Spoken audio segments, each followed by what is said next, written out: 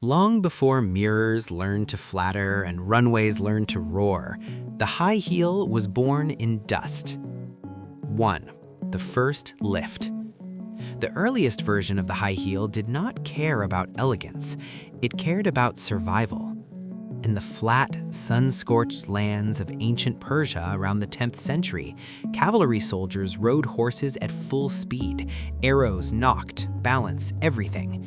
Their boots had a small, raised heel, not for fashion, but to lock the foot into the stirrup. Without it, a rider could slip, fall, die. This heel was blunt, functional, unapologetically masculine. It said nothing about beauty. It said, "I will keep you alive." And yet, even then, something curious happened. The soldiers noticed they stood taller when they dismounted.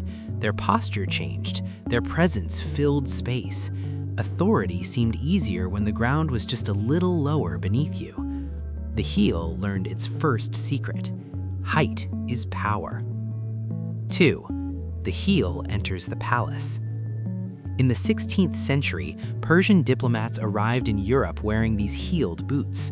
European aristocrats, always hungry for symbols of strength and exotic authority, noticed immediately. Kings and noblemen began to wear heels, not subtle ones, not practical ones, extravagant ones. Red heels became especially prized. Red dye was expensive, difficult to produce, and reserved for those who mattered. To wear red heels was to declare, "I do not work, I do not walk far, I am above you, literally and socially." No one embodied this better than King Louis XIV of France. He was not tall, he was not particularly imposing, so he did what fashion has always allowed humans to do. He designed himself into power. Louis wore towering red heels, often hand-painted with scenes of battles in mythology. Only those favored by him were allowed to wear similar shoes at court. The heel became a gatekeeper of status. At this moment in history, heels were more masculine than feminine. They were sharp, assertive, decorative. They belonged to men who ruled. The heel learned its second secret.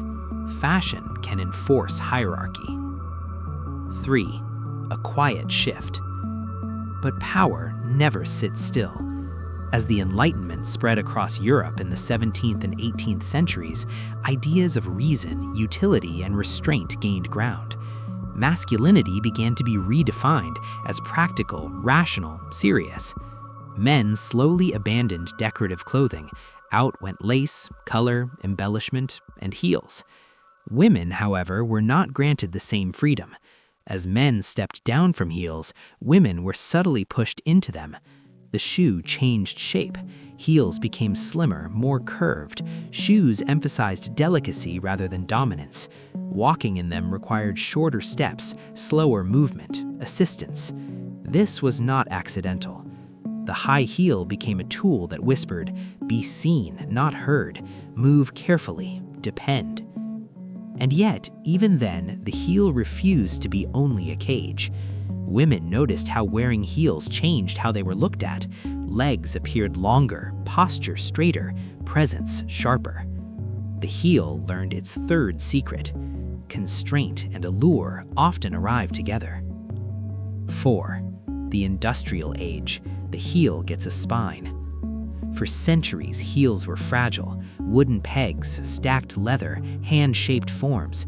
They broke easily. They were reserved for the wealthy. Then came the Industrial Revolution. Metalworking advanced. In the late 19th century, shoemakers introduced steel shanks, hidden supports inside the shoe that could bear weight without collapsing. This changed everything. Suddenly, heels could be higher. Suddenly, they could be thinner. Suddenly, they could be mass-produced. The high heel was no longer just for palaces. It stepped onto city streets, into theaters, into dance halls. Women wore heels to work, to socialize, to flirt, to assert independence in subtle ways. The heel stopped being rare and became visible. And visibility brings controversy.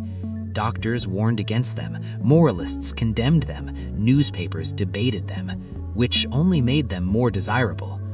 The heel learned its fourth secret. Nothing spreads faster than what society argues about. 5. War, work, and the fall and rise of the heel. World War I and II changed the world violently and fast. Women entered factories, they drove trucks, they welded steel. Practical shoes returned, heels dropped lower or disappeared entirely.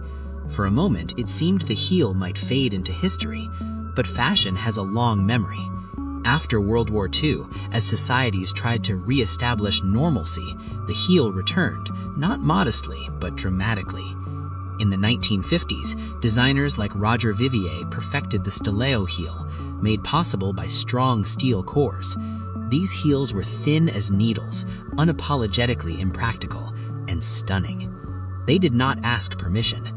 Worn with pencil skirts and red lipstick, stilettos symbolized a new kind of femininity, one that mixed glamour, sexuality, and control.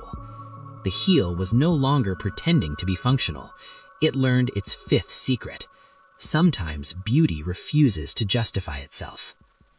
6. Rebellion, reinterpretation. The 1960s and 70s questioned everything: gender, power, tradition. Heels fractured into many forms. Platform heels challenged the idea that elegance must be delicate. Men in glam rock reclaimed heels as theatrical and defiant. Feminists debated whether heels were symbols of oppression or tools of choice. The answer, of course, was complicated. Some women rejected heels entirely. Some wore them louder than ever. Some chose when and how to use them. The heel stopped being a rule and became an option.